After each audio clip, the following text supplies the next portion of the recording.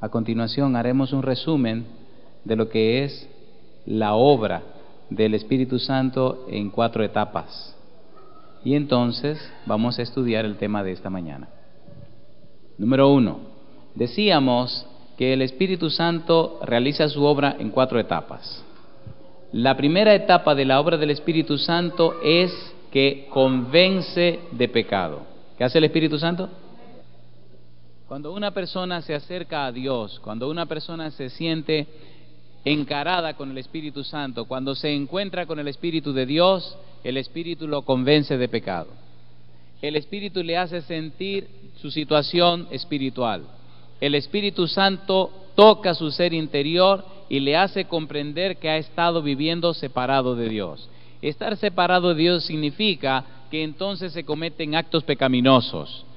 Los actos pecaminosos o hechos malos son el resultado de estar separado de Dios. Lo primero es el pecado y los demás son frutos del pecado. Número 1, el Espíritu Santo nos dice: estás mal, no estás correcto, estás caminando mal, vas hacia un lugar peligroso. Nos convence de pecado. Número 2, después que el Espíritu Santo nos convence de pecados y oímos su voz y aceptamos su invitación, entonces viene el segundo paso. Nos convierte del pecado, es decir, nos da una nueva experiencia de vida, nos cambia la dirección y el sentido de la vida, empieza a poner dentro de nosotros nuevas motivaciones, nuestros pensamientos comienzan a cambiar, cosas que no nos gustaban ahora nos gustan y cosas que rechazábamos ahora las aceptamos. Comenzamos a tener una mente como la mente de Cristo. Empiezan a interesarnos las cosas de Dios. Nuestra vida está siendo convertida y es una experiencia que debe vivirse cada día. Número 3. A medida que la experiencia de la conversión se agiganta, aumenta, crece, la persona entra en una tercera faceta y es que el Espíritu Santo nos purifica. El Espíritu Santo purifica al cristiano. El Espíritu Santo santifica al cristiano. ¿Qué significa eso? Significa que ahora el individuo ya no es egocéntrico, ahora es cristocéntrico. Significa que el individuo ya no es autodependiente, sino que ahora es cristodependiente. Significa que ahora el centro de tu vida no eres tú, sino que el centro de tu vida es Cristo Jesús. En esa relación que nosotros entonces entramos a la 4ª etapa. Escuche, si no se viven las 3 etapas anteriores, no se puede llegar a la 4ª etapa. La 4ª etapa ocurre cuando el cristiano comprende su misión en la vida y tiene una clara visión de la vida. La 4ª etapa no ocurre como un hecho fortuito, como una casualidad. La 4ª etapa es el resultado de una planeación consciente de lo que se quiere alcanzar. Por eso, la 4ª etapa en la obra del Espíritu Santo nos capacita, nos prepara para el cumplimiento de la gran comisión.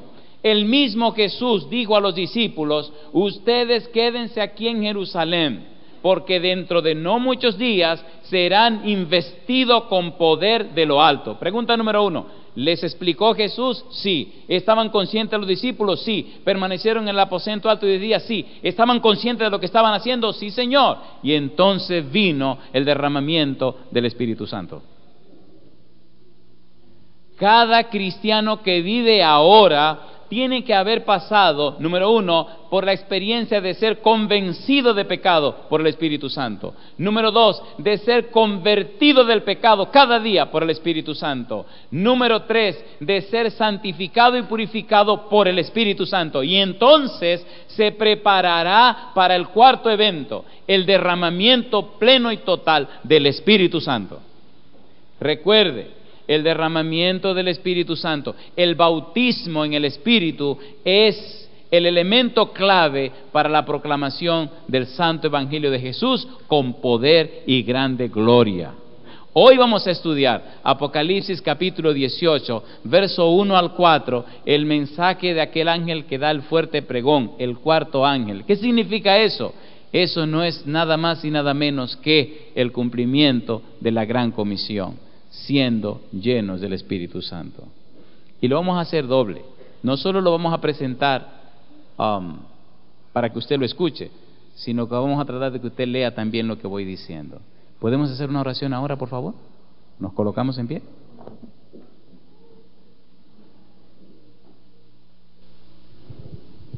Querido Dios, queremos agradecer tu presencia con nosotros en este día. Agradecemos la manera como has contestado las oraciones de muchos de tus hijos, Señor, para bendición. Pero también pedimos que consuele a aquellos enlutados y entristecidos por noticias que ocurren en sus vidas. Bendice y pasa tu mano de sanidad sobre los enfermos de tu pueblo. Y ahora, Dios, que nos preparamos para estudiar tu palabra, ilumina nuestras mentes para comprenderla. Que hoy seamos alimentados por tu palabra. Que hoy regresemos a nuestros hogares llenos de júbilo y de gozo al haber estado en comunión contigo. Dirígenos, Dios, y bendícenos. En el nombre de Jesús. Amén, Señor. Amén. Se pueden sentar. Muchas gracias.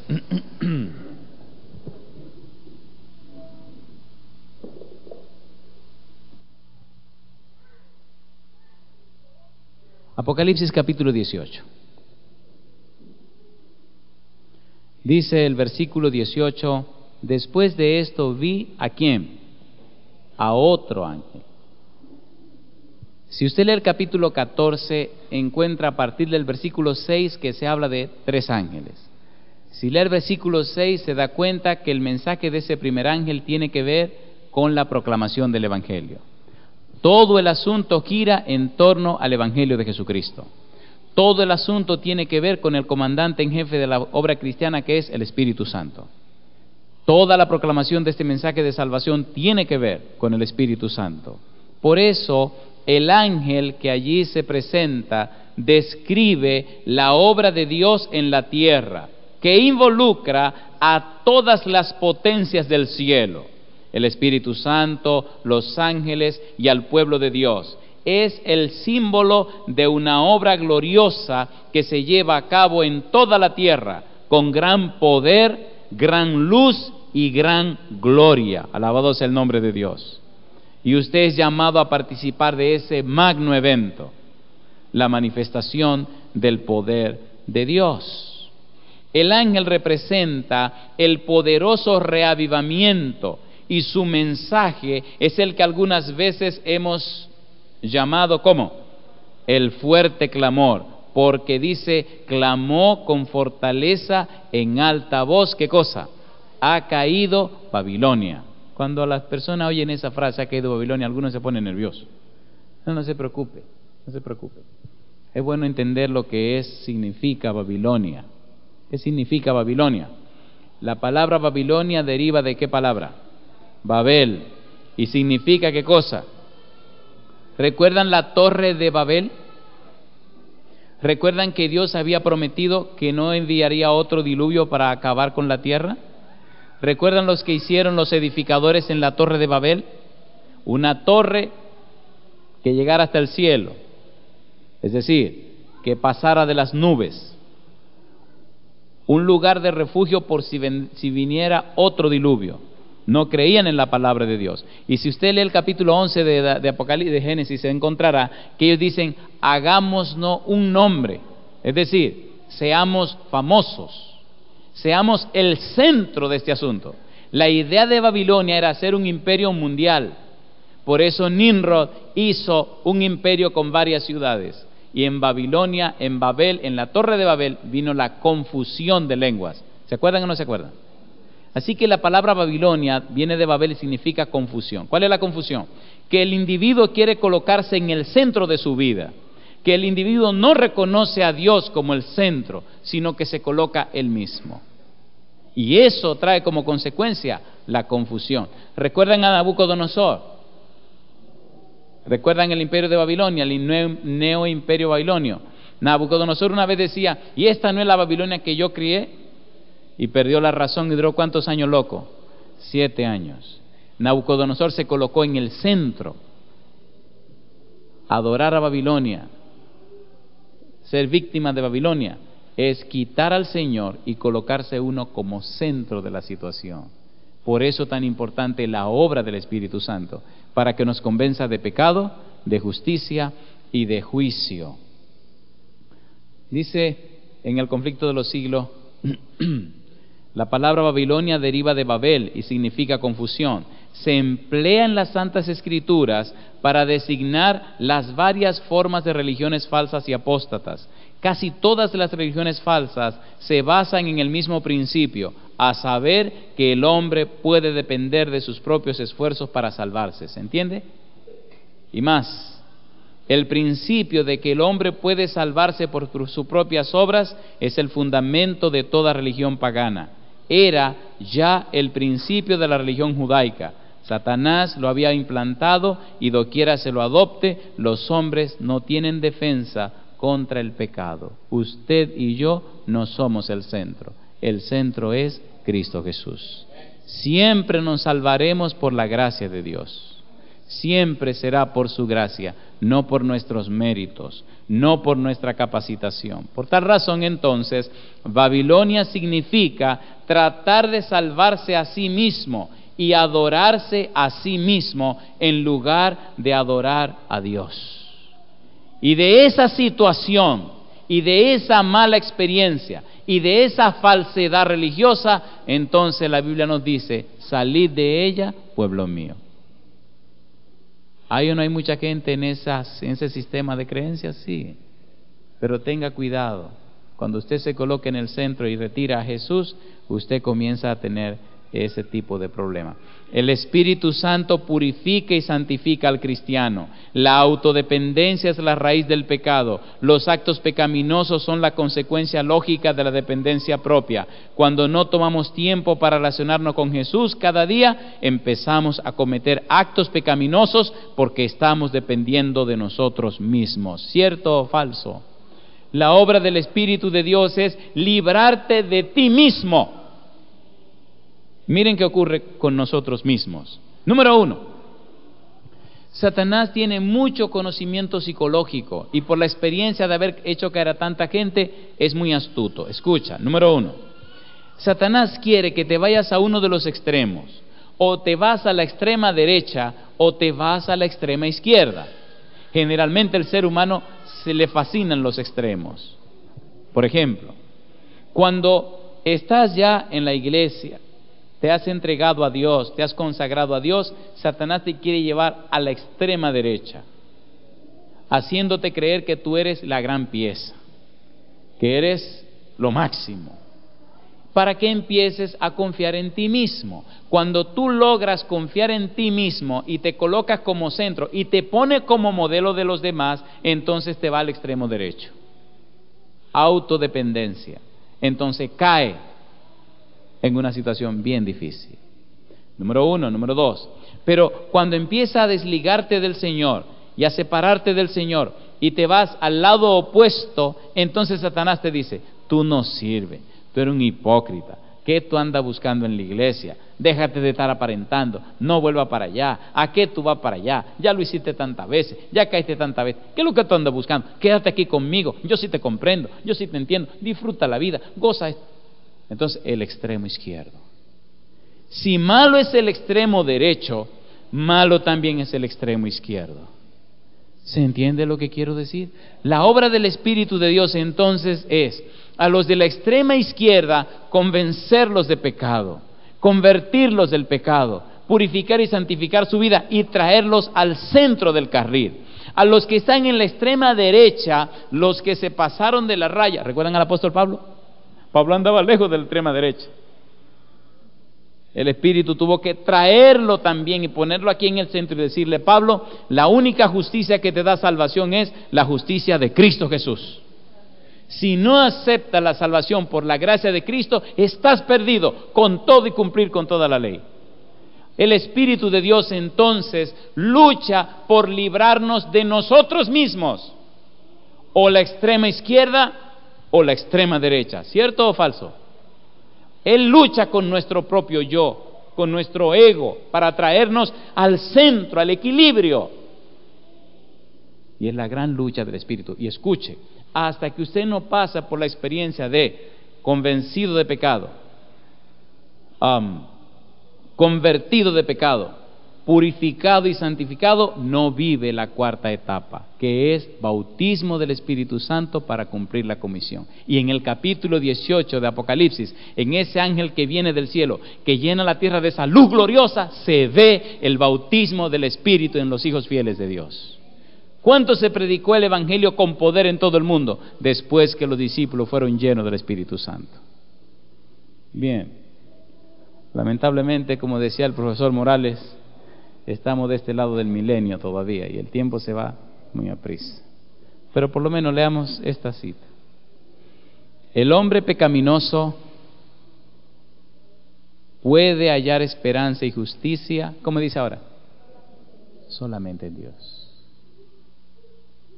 Si te crees muy bueno o muy buena, muy santo o muy santa, que solo falta que te nazcan las alitas, te voy a decir algo.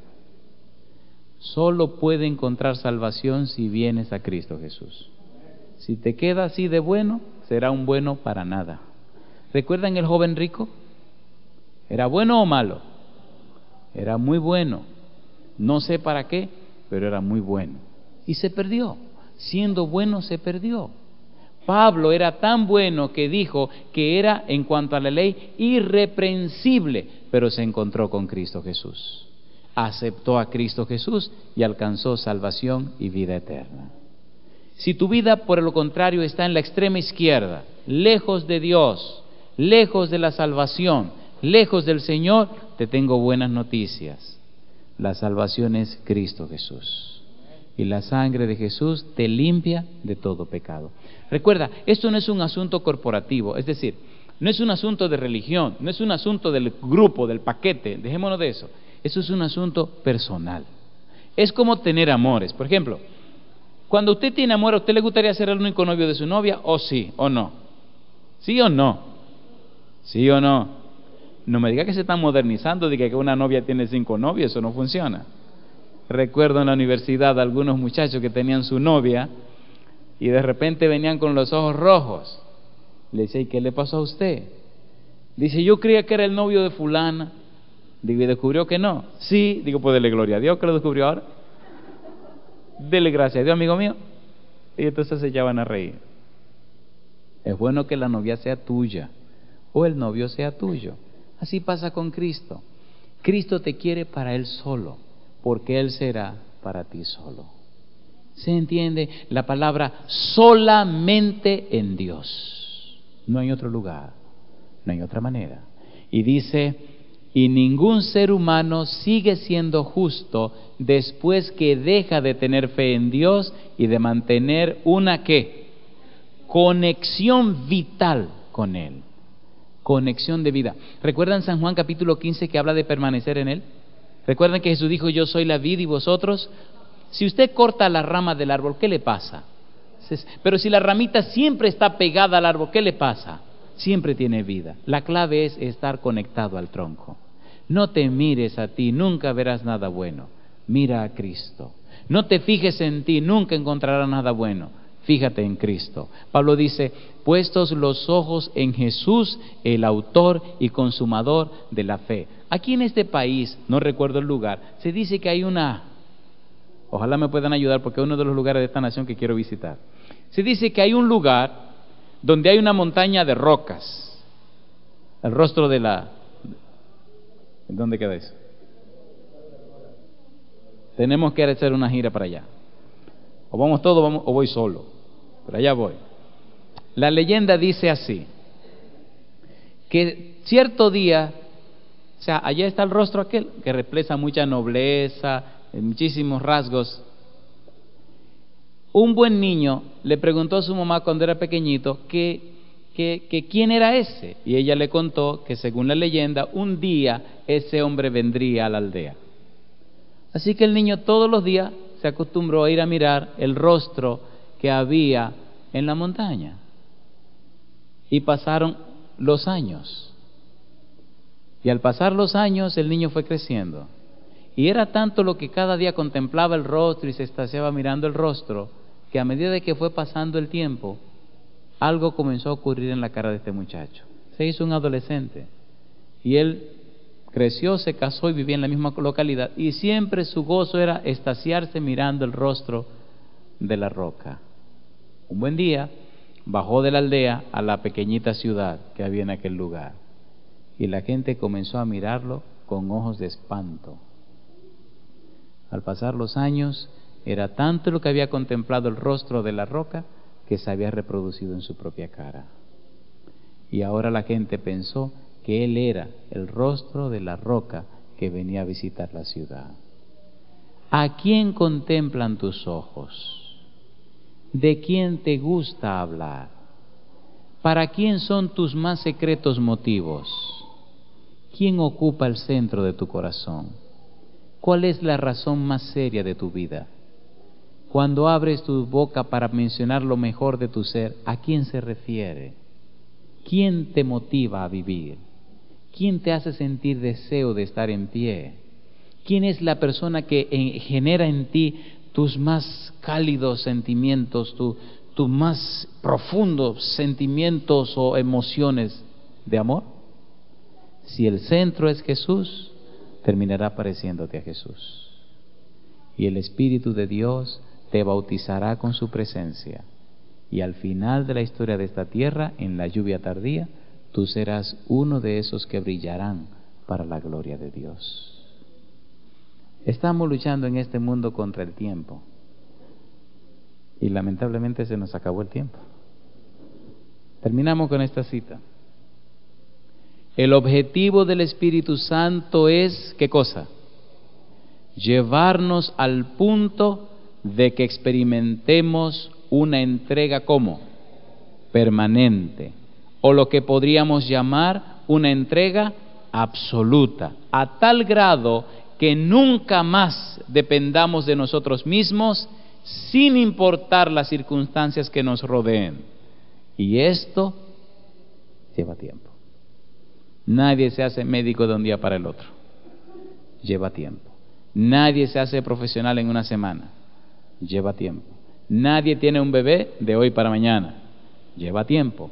Nadie hace las cosas importantes de la vida. Lleva tiempo. Mi pregunta: ¿se atreve usted hoy a tomar la decisión de sacar tiempo para vivir esa experiencia? Si eres tan bueno que estás en la extrema derecha, necesitas tiempo para venir a Jesús. Si eres lo contrario, estás a la extrema izquierda, necesitas tiempo para venir a Jesús. En resumen, ese ángel del capítulo 18 de Apocalipsis representa la proclamación poderosa del Evangelio por el derramamiento del Espíritu Santo. Ese ángel del capítulo 18 de Apocalipsis son los mismos 3 ángeles del capítulo 14. Lo único que este viene ahora con todo el poder del cielo, el derramamiento del todopoderoso Espíritu Santo. Y tú y yo podemos ser protagonistas de ese evento. Y ese evento, la lluvia tardía, ya comenzó. No solo debemos esperar que llegue, sino que debemos disfrutarla ahora, siendo bautizados en el Espíritu Santo. ¿Te gustaría a ti ser bautizado del Espíritu Santo? ¿Cuándo viene el bautismo del Espíritu Santo?